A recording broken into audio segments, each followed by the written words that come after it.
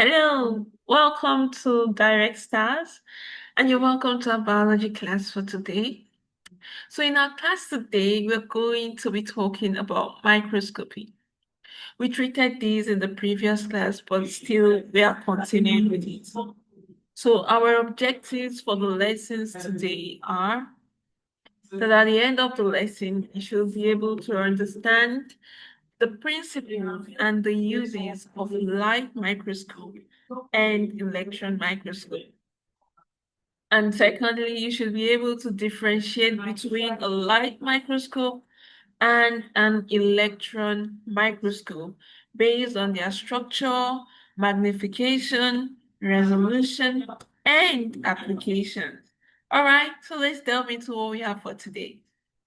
Before we go further, what is microscopy? I know I defined this in the previous class, but let's just go over it a second time. So microscopy is the use of microscopes to view objects that are too small to be seen by the naked eye. It allows scientists to study the structure and details of cells, tissues, and microorganisms. So now you know what the field of microscopy is. Now let's look at what microscopes are. Taking electron microscope and light microscopes, let's look at what they really are. So how do they function? The light microscopes functions on the principle that they use visible light to illuminate the specimen and lenses to magnify the image. Okay, before we go further, have you seen a light microscope before?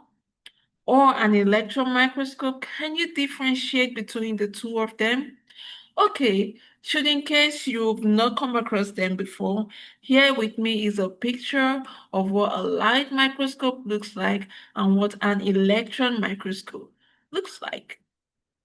Okay, so this is just what a light microscope look like. It is quite easy to use. Yeah, it's simple and you can take it along with you wherever.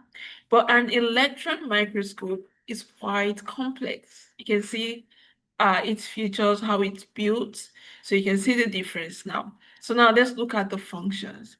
The light microscope uses the visible light to illuminate the specimen and lenses to magnify the image. That is, the light microscope, in other words, makes use of the the light that can be seen with your naked eyes.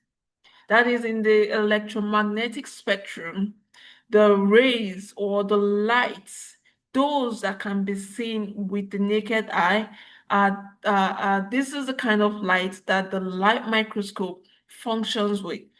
So it uses this visible light to illuminate the specimen that is to be seen in order for us to see and focus whatever image or uh, specimen that we're trying to find out more about.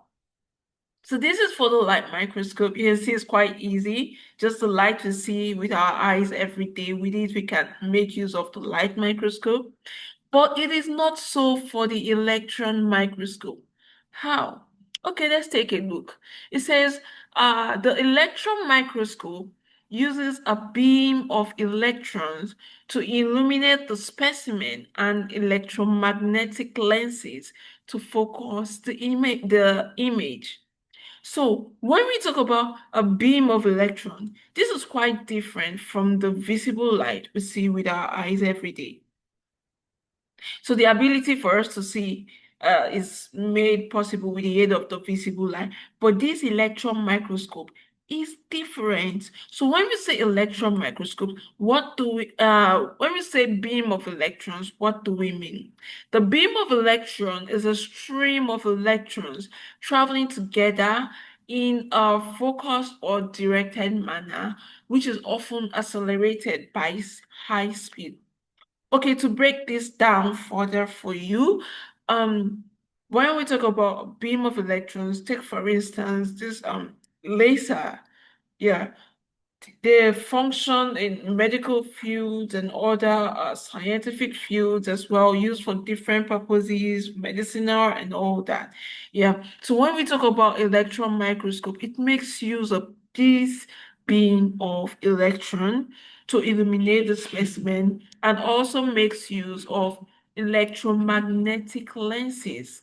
That is, it doesn't just make use of normal lens that the light microscope uses, it makes use of electromagnetic lenses to focus the images.